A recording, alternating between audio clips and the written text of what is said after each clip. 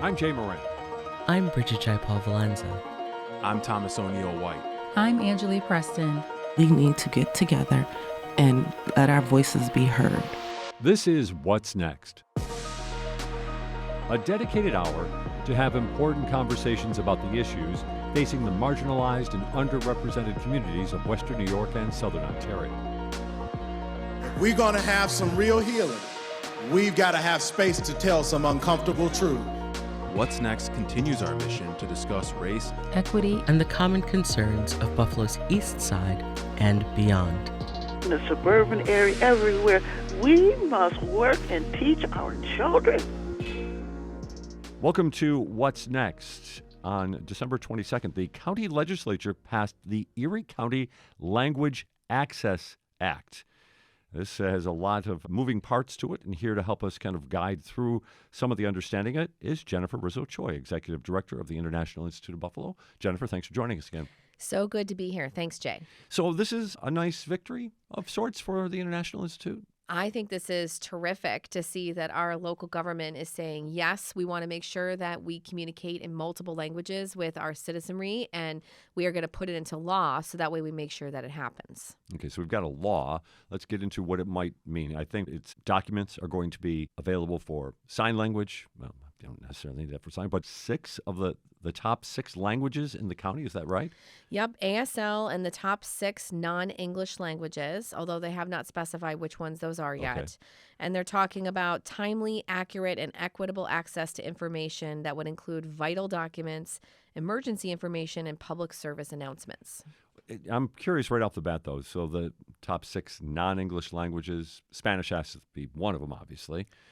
Beyond that, though, any thoughts what those might be? I mean, I'm glad that they're deciding that this is a regional decision because the top 6 languages here are different than New York City or even New York statewide. I would think Spanish would be probably one of those top languages, probably French because we have a lot of African populations, Burmese or some of those dialects. But beyond that, I don't know. It'll be interesting to find out because Buffalo Public Schools' top 10 languages differs from what the city council has decided as its top 7 languages. So for instance, Buffalo Common Council, when they adopted their resolution for language access, they had Spanish, Arabic, Karen, which is a Burmese dialect, Somali, Burmese, Swahili, and Bengali. Those were their top 7. So this goes into how do you decide which groups you're going to go with? Are you going to go with schools? That's like young kids growing up, right? So that's a different language than maybe people who are already here and settled. So they're going to have to figure that out. But still, it's a huge start to say we're going to do stuff that's not in English.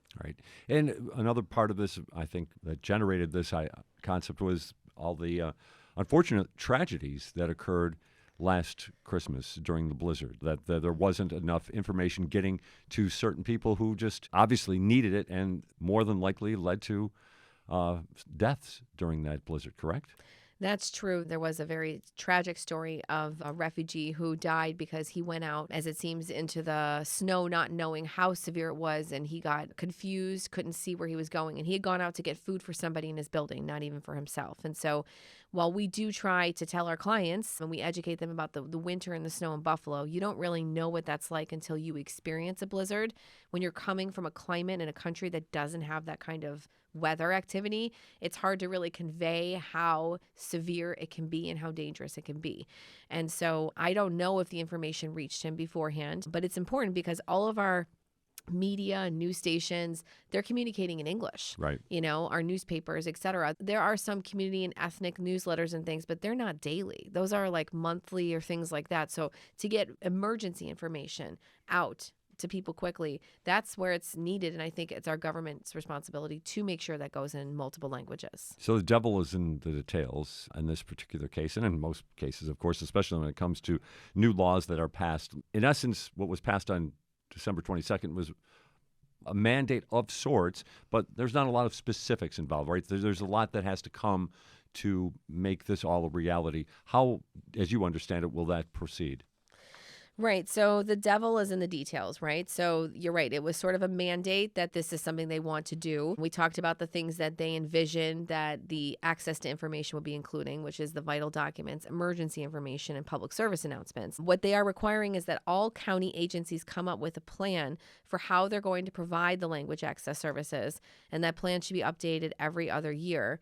And then they're also going to be requiring a uniform training program on language access policies and procedures. So at this point, they're starting processes, right, and systems, but the devil is in the details. They need to figure out which languages, and then they have to, from there, figure out what things they want to communicate out. We have a little short list of emergency information, vital documents. Well, which documents have we decided are important? Are they birth certificate forms, marriage licenses, your vehicle registration? Is that going to go into 6 languages? They need to figure that out, because then from there, a big part of this is how are they going to pay for this? They need to budget for that. And also, if I'm not mistaken, there was an advisory committee or a committee that is going to be formed of some regard that will help formulate all of this? Yes, the advisory board, they have said, would be comprised of community leaders and county officials. So the county executive, the county clerk, the sheriff, or designees of those agencies, plus 4 community members that are appointed by the county executive and confirmed by the legislature. And so that committee apparently will re-up every 2 years, or they will re-look at it every 2 years. And they're asking that committee then to take a look at U.S. Census data and also school population data, which makes sense because then we could see who's here recently. And they also need to be considering information from local interpreters and refugee resettlement agencies like the International Institute of Buffalo. Provisions of the law would also accommodate American Sign Language interpretation on real-time captioning and transcription services for those who are deaf or hard of hearing. And this committee needs to then determine which documents are important enough to be translated into 6 languages. And as of right now, the International Institute is not necessarily part of this process? Not yet. I hope to be, for sure, or I hope that one of our sister agencies would be, because we certainly have a handle on not just who's here now, but who's coming in. Right? We know a year in advance, 2 years in advance, because we work with our national partners on the refugee pipeline, and we know what populations are coming in. So while I can't give you specifics of 300 Burmese speakers are coming next year, I have a sense of which populations are coming in, what numbers we're going to be accepting, what numbers our sister agencies are going to be accepting in, and what that's going to mean and look like for Buffalo. Can you share any of that information right now, or is it just a little too vague to perhaps give out right at this moment? Sure. I mean, for 2024, which we're already in that fiscal year because it starts October 1 because we go on the federal calendar, I anticipate that there'd be about 1,200 to 1,500 refugees arriving this year between the 4 agencies in town. And that's based on the numbers that we have to give to our national agencies, which are requested by the State Department. So that's the quote pipeline, right? The U.S. Refugee Admissions Program brings people in, and they ask every year, how many people can your community support? And possibly due to upcoming political changes or election cycles, we were asked for the first time ever to provide anticipated numbers for 24 and 25. Okay. Usually we just do the year in advance. So I don't know if the 25 numbers have been accepted yet. I've given you the 24 numbers. I think it's going to be a big year because the Biden administration has really now tried to resource that pipeline and build it up and get higher to letting in the ceiling level of refugees that he had pledged when he first got into office. And it wasn't that long ago that you were with us, Jennifer. We had a nice discussion about all things refugees to a certain extent. What was the number you quoted to me at that time? The number of people who are considered refugees right now in the world? Oh, in the world? The United Nations keeps account of that, and there's over 40 million refugees identified worldwide that are signed up with the United Nations. That's just refugees. There's actually a higher number that's internally displaced persons, who are people who've had to flee conflict wherever they are, but they're not outside of their country and they're not signed up as a refugee. But 40 million people is a huge number around the world, and that's only projected to grow, unfortunately, due to climate change and the erosion of shoreline. And just as a reminder, I know every situation is probably a little bit different. What is life like for some of the refugees that are living wherever right now? What might be the conditions that they're living in? Life overseas, you mean, Yes. as they've left their homeland. A lot of people, if they're lucky, can get to a camp. If they're lucky, they can get to a Yeah, camp. if they're lucky, they can get to a camp. I would say lucky because the camp means that there's some structure there, although the life isn't great there. But the UN is running it. They're able to provide food rations daily. Some of the camps run education programs. There is medical services, basic medical aid is rendered there. And you're provided with like plumbing and sanitation and the ability to live in hopefully some way, although it is not a great place to live for years. Depending on where the camp is located, the weather conditions can be pretty brutal, but the UN has a budget and can at least try to provide some structure. If you are not able to make it to a camp, which is really possible because you may not be able to go over like the land border or get through the conflict, you may have to leave and go around it, right? Then you're fending for yourself. Then you're sleeping out on the streets. You're relying on the charity of anybody that you've just met. Some people, if they're able to bring money with them, are able to get to a neighboring country. Like there's a lot of Africans that end up in South Africa. So like Congolese, for instance, will get all the way down to South Africa and they're able to get an apartment, but it won't be in a great part of the city and it'll be rough and they may struggle with finding employment. So everyone that I talk to has a different journey in some ways. If you end up in a camp, you're not going to be working. You're just going to be sitting and waiting, and that's hard. If you end up in another city, in another country, you may get to the place where you can get a job, but it's so hard to determine day to day if you're going to survive because so many things are out of your control. And all of it is in a waiting game because you're waiting on the UN to call you and tell you if you've been accepted for resettlement in a country like the U.S., Australia, Canada, Europe, etc. We're talking with Jennifer Rizzo-Choi, Executive Director of the International Institute of Buffalo, here talking about the Erie County Language Access Act that mandates that department-specific plans, practices, and trainings are made available in the top 6 languages used by community members here in Erie County, including American Sign Language. Let's get back to maybe some of those documents and practices, and we're maybe speculating a little bit here, but you've got a good feel for what people need. Your agency knows. You've been working with people coming to Western New York for years now. What might be some of the things that might be the best practice? We'll try to allow it to grow in its own organic way here, but some of your thoughts on that. Well, I think they need to look at the different list of county agencies and figure out which ones have walk-in traffic and think through how they can make it so that way if somebody is coming in, they have the interpreter there. So whether that's through like a phone line or maybe they set up days per month, like it's Burmese Day at the DMV, at the Parks and Rec department or whatever, and then they line up and have an interpreter ready so someone can walk in and actually transact. For refugees, it's a lot harder to do business on the phone, especially if the person they're speaking to on the other end is only speaking English. It's easier when you're talking to somebody, you're trying to navigate that language barrier. If you could see them through their body language, you can kind of understand things.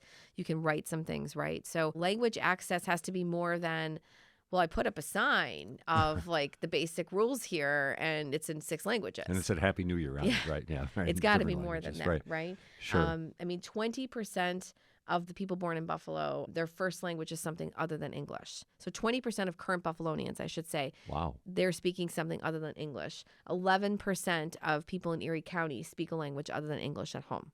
So that's a significant number of people that aren't able to transact in English.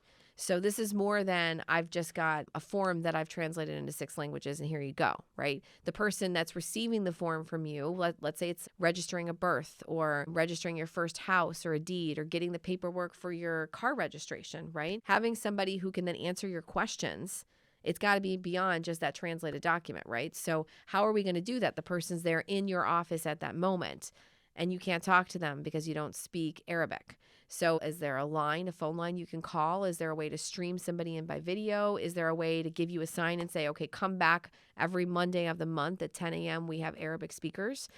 Thinking through that is how you make something accessible to somebody. It's more than just the basic effort of saying, oh, I translated into 6 languages. Here you go. If I'm not mistaken, your agency will help out people when it comes to getting their licenses? Right. So all the refugees that come here need to be papered in America, right? And so that's part of the core resettlement services that we provide. I should also add that all refugees who come in through the U.S. refugee admissions process are fully vetted. They've gone through security clearances, medical screenings, et cetera, to get here. And so when they're here, on refugee status, they get assigned a caseworker from the International Institute of Buffalo who helps them begin their life. One of the classic things that we do is we do a trip down to the DMV. And even though no one's going to be driving a car anytime soon, they still need a photo ID. Oftentimes when they're coming from wherever they fled, they didn't have that. They didn't have their passport. People who've become a refugee have been persecuted usually by their home country, by their home government. Sometimes they denied them basic things like a passport. Wow. I've had, it's not uncommon for me to meet clients who had babies who don't have birth certificates because the government of the country where their baby was born refused to acknowledge or recognize the child. And so they didn't issue them a birth document. So instead, there might be something that a church issued or something that they recorded in like the family Bible or Quran, right? Something that they wrote down, but there's nothing official about that kid. So it's a big deal for a refugee to get a photo ID from New York State that says that they belong here, right? So that's very important for them to go down and make sure it is right. So there'll be an interpreter with them when they go to the DMV. We send one of our case managers and we always book an interpreter and we do that paperwork there so we can get to the process of the taking of the photo and all the paperwork being right. We want to make sure that their name is spelled correctly and then it matches whatever other documents that they have, because this becomes a problem later in life if, you know, they have other documents and it conflicts because their name was written in Cyrillic or some other alphabet. And how does that translate into the English alphabet, which is how it gets printed on a document here. It is interesting also, this is just kind of one of those historical asides, that I think some of the worst spellers in the history of America were at Ellis Island, bringing when folks were showing up here, because I think a lot of us can look back to our family heritage and find misspellings on documents that came through there. Yep. So it is interesting. Short names. Yes, change names, all of that. And, right. I think that happened to my family too. I know. And then if those documents, I requested them a long time ago from the National Archives for my grandpa. And, you know, it's like all this scribble and you can barely tell. And I'm sure the person who was handwriting it all got tired and was like, well, you're not Rizzolini, you're just Rizzo, you know. So that's how we got Jennifer Rizzo-Choi, I see. Very good. But to that, though, I'm curious about this element of this. It's going to be obviously nice to get these services to people who can utilize them, for sure, right? And that there will be give them access to certain government services and things along those lines.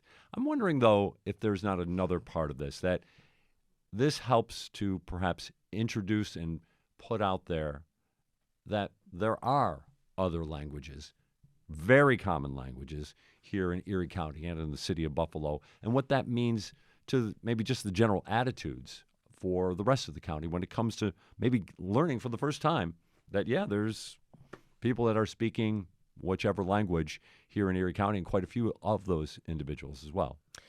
I think that this will hopefully set the tone, as you're talking about, to signal to our other community members that you need to be able to interact with this population as well. And quite frankly, if you're a business, if you're selling a product, you're missing out on, 20-30% of your market if you're not communicating in those languages. I was recently at the Starbucks on Elmwood, and I walked in and I noticed on the door they actually had a sign showing that they can transact in other languages, and I thought that was interesting. Wow. I haven't seen that at other Starbucks, so I don't know if something prompted that. But to me, walking in there, I was like, okay, well, it sounds like they're wanting to be welcoming, right? And I think that's important for our business leaders to look at and think about, because, you know, today's arrival is going to be your future customer. I have a colleague of mine who's a lawyer, does a lot of real estate closings and things. And she did a couple of years ago a closing for a Burmese man who spoke decent English, but he then was so happy with her service that he referred her to many other community members. And now 30% of her closings that she does annually are from the Burmese population, and another 30% are from Bengali speakers. So she became known as a trusted lawyer in that community, even though she's American, right? Right. Born here. So to me, I said to her, I'm like, okay, well, let's take the next step. Let's translate your website. Let's make sure when they find you, when they Google you, and they hear about you as word of mouth today still is the most recommended way to find something. Right. Babysitter, lawyer, auto repair, right? That still trumps any marketing that can be done. Think about if your website, if the way to find you is in multiple languages, in those top 6 languages, I think a whole lot more traffic is going to walk in your door. I know we talked about this when you were here a few weeks back, but of the types of services that your agency offers, is that one of the services you can help with? We do. I would be so delighted if you would like to hire us. We've been running sort of a small business out of our nonprofit for decades now. And we can do interpretation in over 60 languages, and we can do translation, which is the written document process, and also over 60 languages.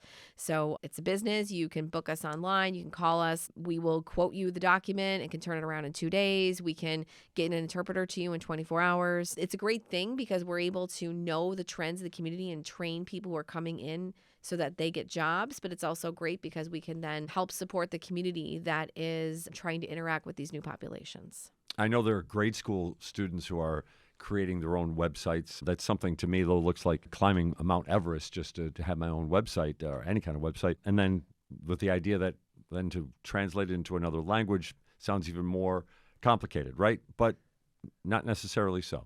No, the translation part's easy. The Really? web design part you're on your own for. But if you gave us a document, if you guys gave us your website, your landing page, and all the text from each page, we could turn that around to you in a couple of days in a bunch of different languages. And then for you on that side, you just have to work with the graphic design to have the click button so that way it goes into French, it goes into Spanish and Arabic. Really, it's just text. Whatever text you give us, we can turn around and translate back to you. The more complicated documents are actually birth certificates because those have to be formatted so that it's a mirror image. You're looking at the English language version next to sort of the boxed out of the Arabic version. And so you could be like, oh, okay, this means city of nationality. Oh, this means, name of father. Those ones are actually harder because there's layout involved. But straight text, and it's not just websites. It could be if you're hiring former refugees or immigrants, you might want to have your employee manual translated into different languages, onboarding documents, training materials, all different kinds of things that might be helpful, internal documents to your company, right? That would be helpful if you're hiring that language group.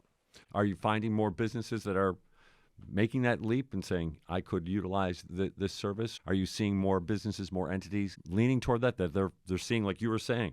I mean, this is a significant market here of foreign language speakers in Erie County and in the city of Buffalo. We do see employers who've hired at least 10 refugees want to interact with us and hire us for interpretation to do trainings, as well as do some of those document translations. We also sort of get interesting one-offs where like a company in town bought like Korean software and the manual only came in Korean, and they've hired us to come and read it to them or interpret it or translate it for them. So we get those types of things too. I think the county making this decision should hopefully start to open the doors to more possibilities with people realizing, wow, this is significant enough that the county thinks that they need to communicate in other languages. Here we are talking about 20% of Buffalo households speak a language other than English. Like, let's make sure that everyone is accessing your services, your products, and so that you are able to fully serve this community. We're coming down to our final minutes here with Jennifer Rizzo-Choi, Executive Director of the International Institute of Buffalo. It's interesting that the county went to this point to do this, of course. There are those who might just say, well, that's just something government does. There may be even skeptics who say, why did they bother doing that? I'm just putting that aside. That being stated, though, back to the idea of making this part of the community conversation, a real part of the community, that we have refugees here, we have people speaking different languages. They're an important part of our local society. How is that conversation going? I think it's continuing as people start to see that Buffalo has really benefited from new arrivals, from increasing its population for the first time ever since the 50s. That was all attributed to the foreign born, by the way, the 2020 census numbers.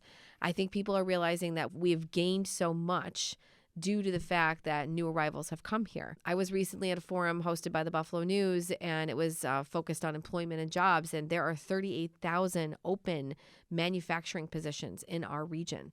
38,000. And there were employers in that room, and they wanted to know how many refugees are coming. They want to know the pipeline's growing. And it is. I think 1,500 this year, maybe 2,000, 3,000 the next year. As people come in, those are able-bodied people who want to work. They weren't able to work in their home country. And so looking at this and realizing that's a good thing, and it's actually a hallmark of who we were 100 years ago when people came here for a new start. That's how Buffalo became the great city. Let's just sort of glaze over the decline that we went through. Right. in the mid-century, but we're back on a good trend upward, I think. And so that benefits us in economic development, but part of that is embracing diversity and being welcoming. And the easiest way to be welcoming is through language. I'm going to ask you a little bit of an opinion here, and I know you can handle it because I've talked to you before, but is that part of the conversation muted, maybe a little too much, not necessarily locally, but maybe on a national basis? Use the word diversity, right? Diversity in this building, in this organization, means everything. You use the word diversity in a common setting, and it might be something that people automatically jump to and see it as a buzzword that says, you're talking about something I don't agree with. I think that it can be polarizing depending on who you're talking to, but it's the way of the future. We're all different. We're at this phase in time where we're recognizing our differences, and that all those things make us stronger as a nation and as a community. And if you look at the history of Buffalo, like we talked about, Buffalo grew due to immigration waves in the 1910s and 20s and 30s. And it's growing again now due to the folks who are coming here. And that's only going to make us better. We're getting labor and skills and new food and positive people who are proud to be Buffalonian. So I hope that people can look at this as a positive thing. I think our government is supporting that it's a positive thing. And we'll see what the next year holds. There's a political election cycle that's about to start. I'm just going to continue to be optimistic that things will go well and not worry that we're going to take steps backward. We jumped into something here maybe a little bit more than we should have. Just a bit of a primer, perhaps. You mentioned the election coming up. We know about that for sure here at WBFO. But there's going to be conversations, and this is going to be part of the conversation. Somebody who has the spirit, I guess, for lack of a better term, that hears what we're talking about here and says, yeah. But how can they best put that into those conversations, assuming that there are actually going to be conversations in 2024 that aren't already predetermined who you're going to vote for? But this comes up, the idea of immigration and refugees. What are your thoughts to that person who wants to be part of that conversation, but I don't really have anything other than I just think this is good? I often ask people when they start opining if they, could also stop and listen and learn. We all have to learn. I consider myself a lifelong learner. I certainly don't know everything about every topic. And so when people have preformed ideas, they come in and think, oh, well, someone's here just to take up money or get a free ride. And, let's talk about that more and think about who's actually allowed to be here, who's allowed to work here, what are all the rules that are in place, why are people coming here? Let's talk through those conversations and learn more information. I think diversity, unfortunately, might have been polarized in the last few years, and that's unfortunate because diversity really means fairness. It really means that everybody is able to transact here and do what they need to do to live and survive, right? Whether that's in their own language or just that they're embraced for who they are, that they're not being attacked for the color of their skin or their gender identity. It's just fairness. And that's what America has been founded on. We were about being a place of liberty and make your own way and not have somebody tell you what to do and where to go. That's always been who we are. I just think we've gotten somewhat twisted up over this in the last several years. I try always when I have these conversations to talk about the economic impact and where Buffalo was versus where Buffalo is now. So when people are negative, I'm like, let's look at this and realize what has happened that's been positive. We have a pretty low unemployment rate here compared to other places, and that's because people are filling jobs. We have jobs that are open finally and businesses that want to expand here, and that's also a good thing. We have people who are moving here even that are just American because they want to have a more affordable lifestyle and not do that whole big city thing again.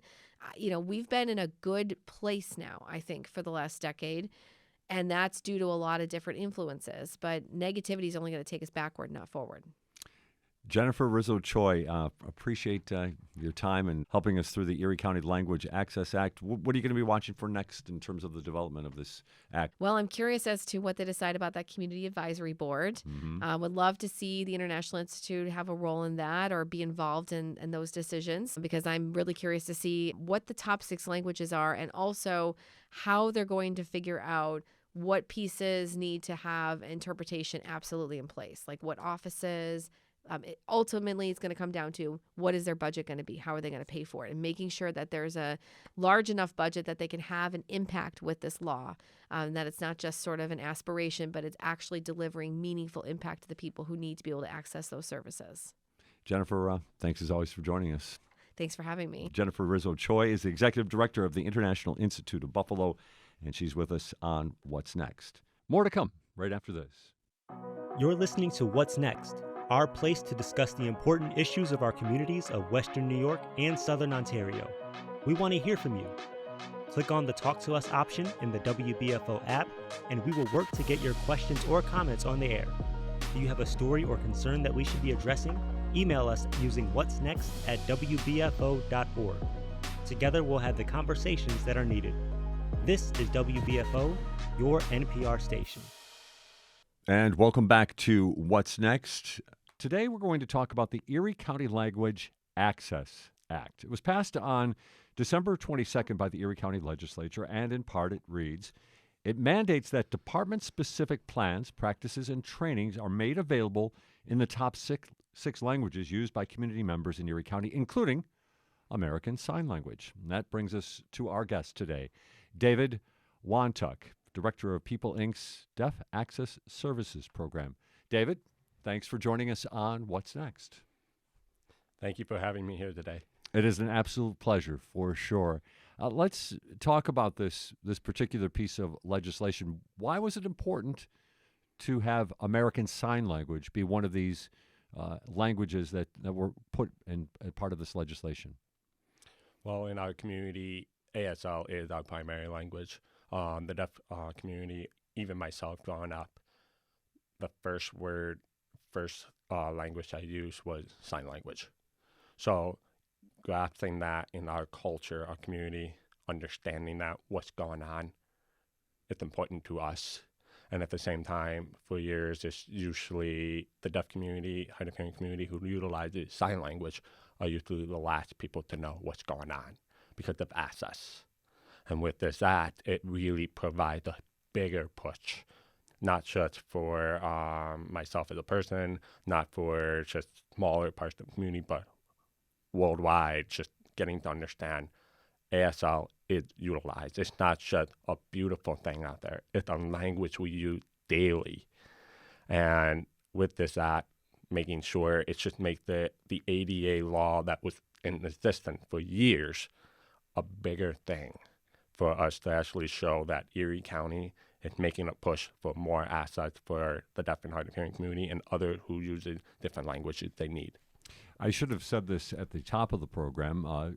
David can hear me courtesy of hearing aids, but he also has an interpreter who's right next to me, Shannon McGuire, who is communicating with you right now. Tell me about this road to the level of communication that you are able to provide to us today. Tell us about your journey. Really taking a look back, it's the awareness of sign language has improved drastically. Coming from a deaf family, my parents, they thought they have gone through barriers of communication access. I myself have gone through that in the 90s. We would have to get in, explain the importance of having an interpreter for places we go to. Now I don't have an interpreter, and we don't have an interpreter everywhere we go. Now, if we have meeting, doctor's appointment, anything that's very important for us to know what's going on in the outside world, news, having an interpreter there, and people starting to understand it's a law to have an ASL interpreter there to provide the communication after understanding awareness, the sense of relief after all those years of trying to fight, advocate for access. My mom and dad, really, they look back, and I don't think we would be here today with this kind of access if it wasn't for community fighting for these access. Do they wish they had that back then? Yes.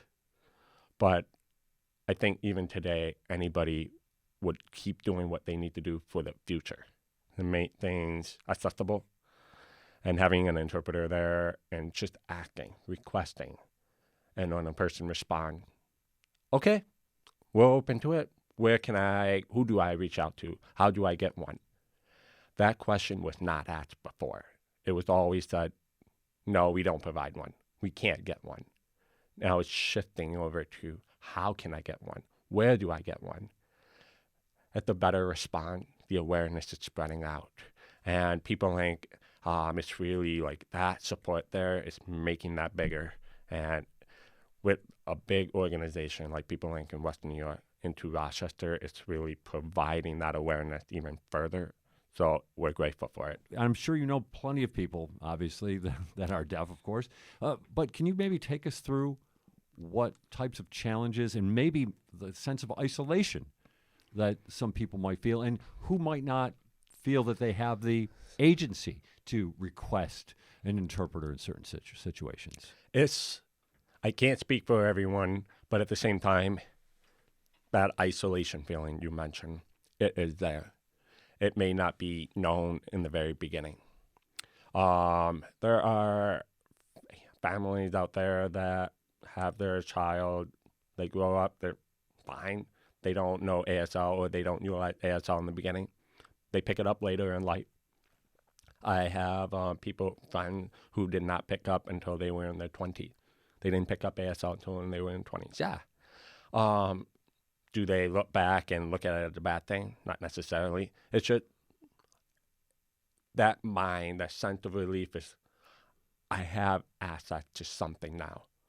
Yes, they can't go back, but we can go forward. Now, we also look at it, an agency like People Inc., having that support, being able to provide those services. We're trying to spread awareness to those who don't know about it. I'm not saying it's like, oh, you should have used it all way back when. No, we look at it the positive end. We have these resources. If you need more information about it, come to us, see us, talk to us. We'll explain how do you get those services, not just as a person who needs ASL interpreted for any appointment, but as an employer or a place that's providing access for those who need that communication access. How can you get it? Where do you go to get them?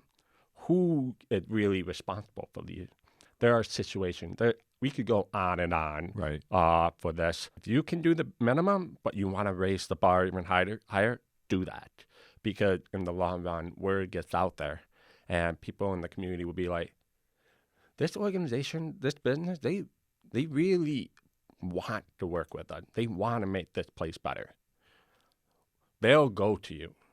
So if your dentist's office, your doctor's office, your law firm, your workplace is the place that's providing access and they're open to providing access, the community will spread that word and say, hey, I like working there. I like this doctor. I suggest you go to them because they're open to providing whatever access you need. It's not just in ASL, but whatever other accessibility needs are out there. If you can, especially because the devil's in the details when it comes to this law. I mean, I know there's a committee being formed, and they're going to work out all these different types of specifics involved in this law. But from a deaf person's perspective, what is not currently available for a person like that when it comes to Erie County government? It's emergency response, situation that arise. Keeping in mind, yes, deaf community is big. It may not be big, but it's out there. And interpreters, there's maybe a 10-to-1 ratio, maybe 20-to-1 ratio for 20 deaf community for one interpreter right now. We're at People Inc., we have about 120 contract interpreters right now. But keep in mind, there's over 5,000 to 6,000 deaf people in Western New York. Okay. It's not a lot of interpreters out there, and when situation arises, you're thinking about their hours, their time. They have lives, they have families. So just expecting them to go out on the fly and provide interpretation access in an emergency situation is hard. But what People Inc. is trying to do is push and ensure that communication access for an emergency situation is there, because all lives are out there are at risk during COVID, for one. The deaf community, really in the very beginning, when the governor was giving out press release statements, we were the last one to get information. Word will get out with the news. Okay, we would try to find somebody who can explain it a little clearly. We knew there was a worldwide epidemic with that pandemic going out. We knew it was not safe. But how bad was it? We were trying to get clarification. We were trying to understand the changes, because every day things were changing. More medical information, this was happening. when the interpreter was not there, relying on captioning itself is an auditory detection kind of thing for a lot of places. So captioning is either turned on or they're not on. And if it's on, the words are not always accurate because it depends on how the person, clarity of their voice is. I know for one myself, if I utilize audio caption, it's not accurate. So trying to make sure an interpreter is there also benefits those who are getting information right at hand. So if there was a snow closure, there was curfew happening in downtown Buffalo and everything shut down, how will a deaf person not know? How would a deaf person know what's going on if there's no interpreter there during a press release saying there's curfew tonight at 9 o'clock and I end up going to downtown at 9:30? Is that fair for me to get into trouble on my record and there was no communication access there to begin with? Those are things we took in consideration when situation arise. At the same time, it's not just emergency situation that comes up. Anything with health, anything with medical. I tell people, the people in our community are usually the ones with the most health issues.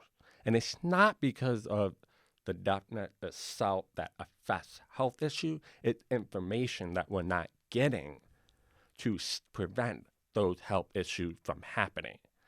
So you have information on the website that tells you how to have a better diet plan, tells you how to prevent heart attack, all of this stuff. There's great resources. But when I'm watching them and I'm trying to do something for my colleagues, my friends, my family, community members, like, oh, okay, this is happening, but I cannot understand how is it being affected, how to prevent it if there's no access to language with an ASL interpreter. And with that made a huge impact to us as a person in our health in the longer run. You've sparked in my mind a conversation we had recently with an attorney. And we brought up the fact that we were going to have you come down here and talk about this Language Access Act from to give us the deaf person's perspective. The attorney said to us that we should ask you, though, about what situation, and you have a criminal justice background as well, we found out, and a sports management background as well. But what the situation where if a deaf person is handcuffed by police, they cannot sign. Talk about that situation, maybe expand on the reality of what that is like. A lot of people don't realize that deaf people can't hear tone of voice. We rely on visual body language. So it is, if I sign bigger, it doesn't necessarily mean I'm mad. I could be frustrated, I could be excited, I could be something. Sometimes we get the perspective of, okay, why is this person signing bigger? They're going to be angry, they're a threat. It's not necessarily the case. It's like when you get excited, your voice tone goes up. It's how we also react. But when we get handcuffed, when we're signing, we're trying to explain, we're pointing things. It's our way of expressing emotion in certain things, depending on situation. Yes, we understand safety first at the people around them. That's the biggest thing. But if that person is not really causing any harm in the situation, we're always trying to encourage our officers to make sure they're handcuffed in the front because they can expressively explain whatever way possible. And if they need to start writing something, they need to start signing something, they justly informed, I need an interpreter by signing interpreter. At the same time, the officer will know if they're utilizing their hand more and they're not talking, they know they utilize ASL. While on the back, if they put their hand on the back, their body language will appear like they're struggling and resisting arrest, which is not necessarily the case because in our culture, our community, it's natural for us to move their hand. As right now, I'm talking to you and you don't use ASL, but I'm signing. Right. It should, in me, I should use my hand because it's who I am. It's my language. So that's why we're to avoid, yes, to be aware of safety. And if it's safe, have the deaf person handcuffed in the front. With that, that provides that communication, understanding, awareness that this person utilized ASL and they need somebody to actually be there for as an interpreter. From the best of your knowledge, and again, you can't speak for every situation in every police department, but is there a general feeling that law enforcement are embracing this concept when it comes to dealing with the deaf community? There are, it really depends on the situation. I Okay. can't speak for Sure. everyone in the law enforcement world. I know over the years now it's getting better and better. The awareness is there. I have friends who are officers. I do a lot of training with police officers, and they're always asking good question. They're always like, how can we make sure we're helping you? And at the same time, acting like, I need to be safe too. And yes, that is the biggest thing. So it's a two-way street. Your safety, and then at the same time, communication access. Over time, if you get pulled over, I think the biggest thing is we universally will tell you, we point to our ear, we shake our head. That is telling you, we can't hear you. So when we do training, and people ain't training with a lot of different police departments, and we tell them, they're the visor cars with different pictures on them. So it kind of shows them, what we did wrong at that moment. It goes from there. Pen and paper, yes, it's a short solution for the time being. But if you're talking about long dialogue, you're taking it to the station and going from there on out. Being prepared to, say, I need to have an interpreter on site. It's going to take time, yes, but awareness on that is just slowly getting there. And we're hoping at one point in a perfect world, everybody will be like, we have it ready to go. But compared to 20 or 30 years ago, this was a struggle. A lot of the deaf community were getting handcuffed in the back, and then it would be one charge added on to another because they seem like they're resisting arrest. And then it seems like they are more aggressive and violent when really was just trying to communicate like a hearing person would be just talking. And it's like having a hearing person muffled and their mouth covered up. How would they feel if they can't utilize and talk at all when they were arrested? Not that you have to understand it. It's just a way for us to express a frustration that happened at that moment. I mean, I'm sure a hearing person talked to themselves why did you do this? I should have made better choices. There, a deaf person does the same thing. A deaf person will tell themselves oh man, I should not have done that. But when their hands are behind their back, people ask me, do deaf people have voices in their head? They talk to themselves. I can't speak for that for everyone. Okay. That is it's unique for everyone. My brother does not have that. In order for him to carry that out, he signs to himself for that to happen. So if anything was to happen to him in that situation, how can he sign to himself and have that inner voice to himself if his hands are behind his back? Let's talk about a general understanding or what some of the top things when it comes to the general public, what they could better understand about deaf people and how they could perhaps integrate better. We don't have interpreters that are there as family members. They are there as a job. We don't have them everywhere we go. We are fully capable of doing things that anybody would be able to do. At the same time, it's talk to us like a human being. That's the biggest thing. Don't sympathize us. Don't feel sorry. A lot of it's not your fault to begin with. We're deaf, and we take pride in that. It's who we are as a person. And with interpreters here, they're there not just for me. They're there for you too. Because think about it.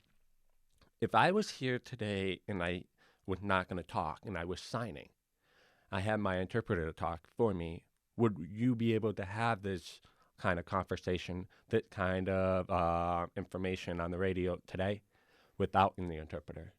You probably wouldn't. So the interpreter is there for you too, for this specific moment. And I think understanding that we are not always the one that needs the interpreter. It's also the hearing person too, to understand what we want to say. And that's the biggest thing I'm trying to do, and what we're trying to do at People Inc. and the community is just get out there and say, the interpreter is building that bridge. You're building that bridge. I'm building that bridge together.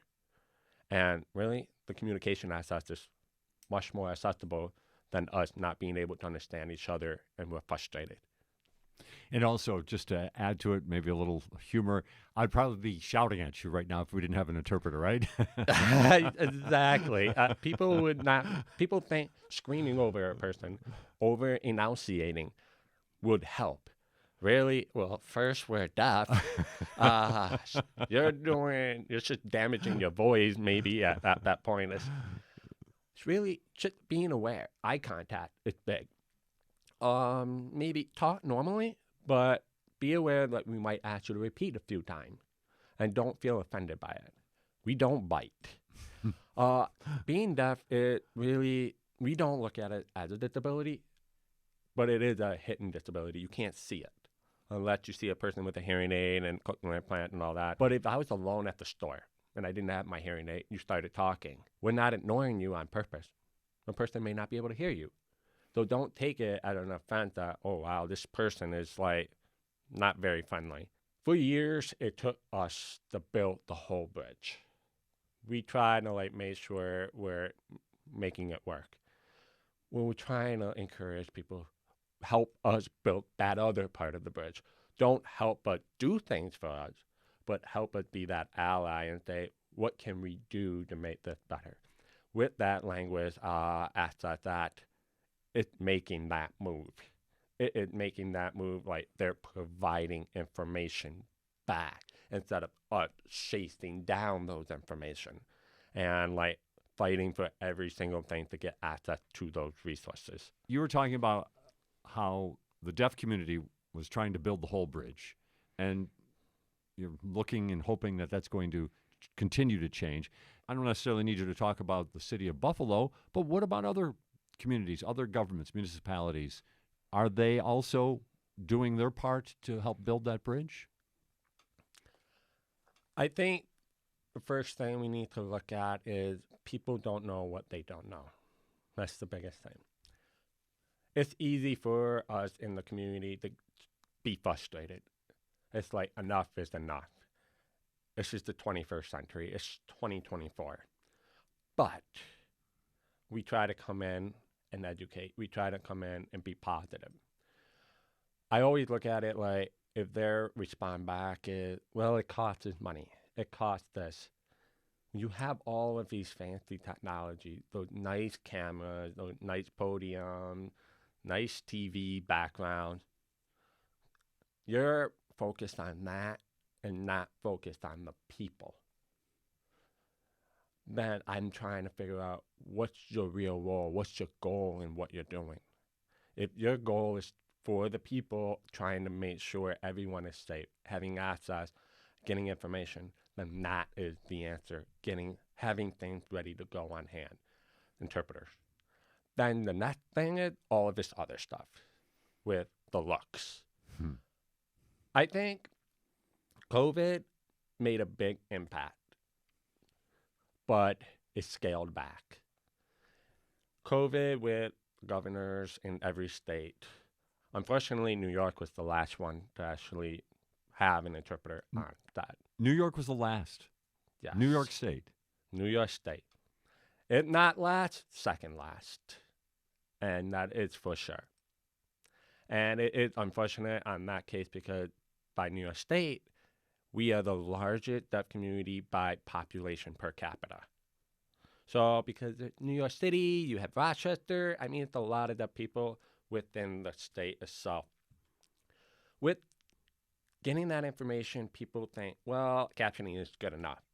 It's not. Now it goes back into there are people in rural areas. How are they getting information?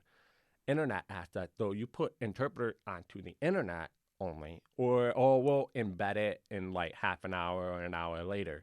What happens? They don't have access to the internet, but they only have access to cable, which is that. We need information. When COVID started to die down a little, even if it's still around, there are emergency situations that's happening, but interpreters are not being requested because they feel like this is not as much of an emergency as COVID. Should not be happening. Again, the question that should be asked is this for your position? Are you for the people? Those information getting out there, what is your message? That needs to be realized first, and then having those things, a checklist. All of those media assets, job. Have all of these things, do we have it? Do we have this? We have this, yes. Did we request an interpreter? That should be on that list. It should become like a norm for everyone, and slowly we're getting there. Fast enough? I'm not sure. But is it better than 20 years ago? Yes. But again, Rome was not built in a day. It took years to get to where it was. We're getting there. It should, we hope, for 2 steps forward and 1 step back instead of 1 step forward and 2 steps back.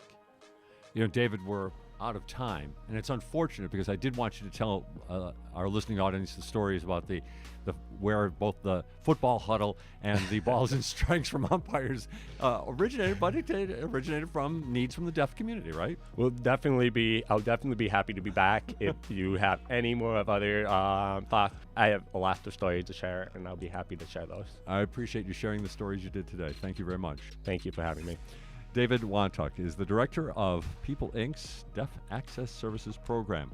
We appreciate him being with us today. And this is WBFO and WBFO HD1 Buffalo, WOLN Olean, and WUBJ Jamestown, your NPR station.